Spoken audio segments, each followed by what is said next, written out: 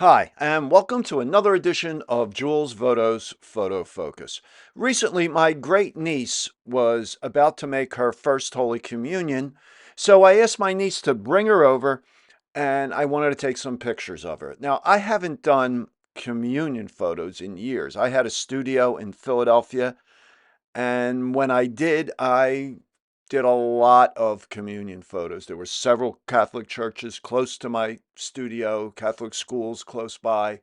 And so I got a lot of work doing communions. So I don't have everything I had back then, all my props. So I just set up in my basement near where I do a lot of my lens and camera testing. And I use my 85mm 1.8 as well as the 135 1.8 on my Z8. And here you can see my setup. To the right there, you can see some of the items I use when I test lenses. I set up a muslin background against the wall. It's about 8 feet wide.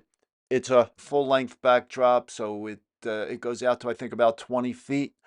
And I used a few lights, Paul Buff mono lights with soft boxes, two rectangular soft boxes on the left and the right. There was a strip light to the left of my great niece, and to the right, I put a little light to throw a little light on her hair.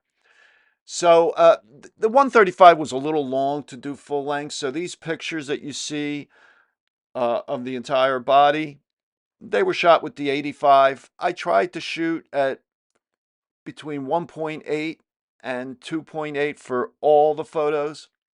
And here you can see me on the floor preparing to shoot. And this was with the 135 at 1.8. And as I said many times before, this lens just does a beautiful job of softening the background, and it's extremely sharp.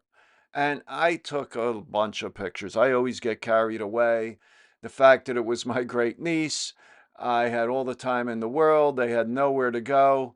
So we just shot away. And I always did the rosary beads on the hands and tried different angles, turning to the left or to the right. This is with the 85, so you see a little more detail in the muslin backdrop.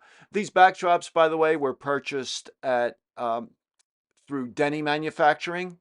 And I used to get all my backdrops through Denny or David Mayu. David Mayo did beautiful painted canvas backdrops. And that little bench you see there, it's called the Park Bench from Denny Manufacturing. It's the WB1 Park Bench.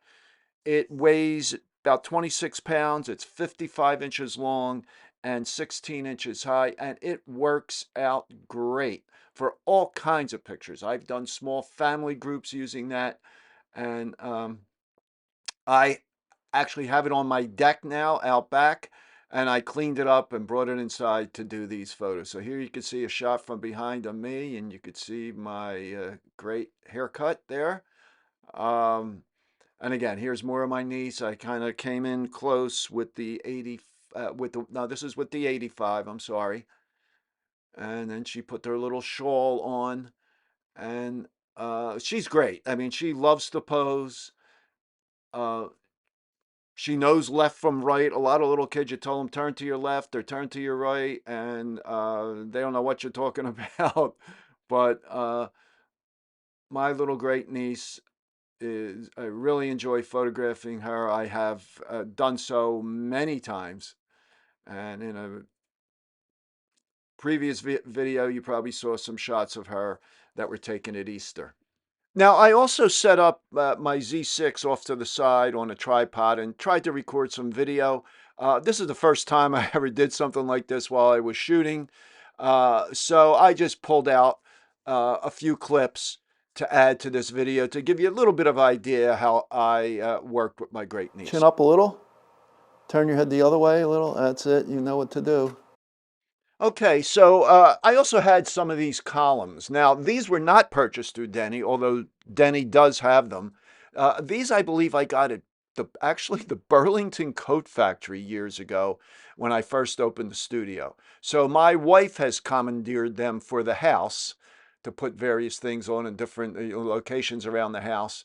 So I just brought one of them down into the basement to use for these photos. Now, here you see cropped square. As I have said many times, and I have several videos talking about cropping images square, some things just work better square, I feel.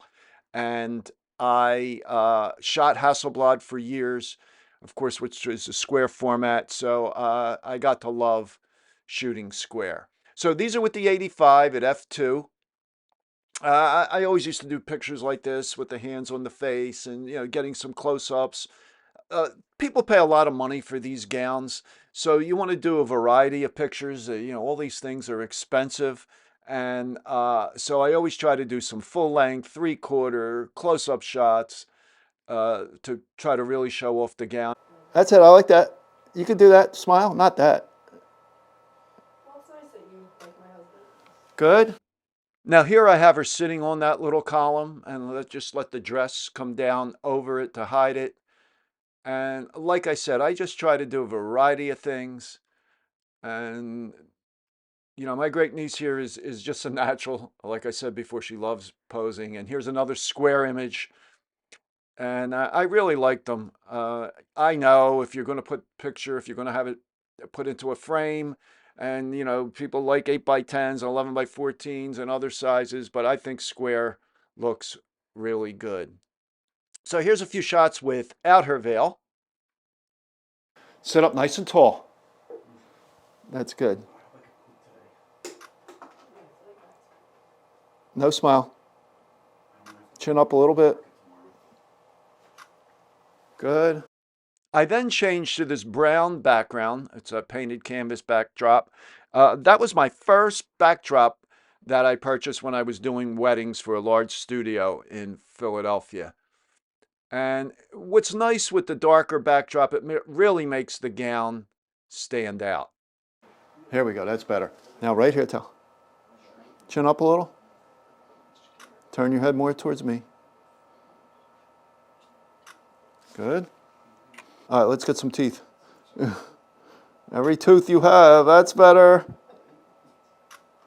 Now, sometimes you really have to work to get smiles, especially with the child that really doesn't know you. So I always would try, spend a little bit of time with the kids before starting the session. And like I said, sometimes you really have to work. And in these communion pictures, I don't want smiling all the time. I want some more serious looks or just a small smile without teeth. And this young lady just did a great job. So then I still have the mirror I used to use in the studio for some pictures. So we did some shots like this. And all these pictures where the focus, of course, was right on the mirror at wide apertures. These are all with the 135, mostly at 1.8. And again, I just love the look of this lens. Now you could see here the image in the mirror is sharp, but her back is way out. And again, that's from shooting at 1.8. So she really had a good time with this. I mean, if anybody does wedding photography, you've probably done shots like this at the bride's house as she's getting ready. And I always treated these young ladies making their Holy Communion kind of like brides. I mean, the gowns are similar to wedding gowns. And these little girls really like being treated like little brides. So just had her hold out the veil a little. That's a shot I used to do with brides back when I was doing that. And that 85 again, excuse me, the 135 just gives such a great result. Now here I went to another square image. And then my niece suggested, well, why not, give her a little lipstick to put on? And so we did another shot that we did many times with brides, looking in the mirror, applying her lipstick. But move to the right a little, Tal. That's it. Perfect.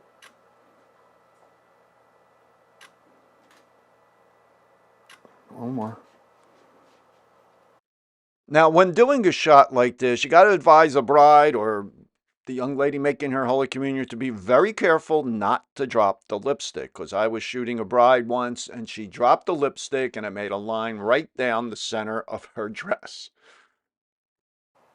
Good, now look at me, chin up. Wait, Elizabeth, why'd you? Yeah. Okay, so that's just about it for this video. I hope you enjoyed it. If you did, please give it a thumbs up and subscribe to my channel. And if you have any questions on the photos you saw here or how I photograph communions, please drop me a line, send me an email, leave a comment in the comments below. I try to respond to all comments.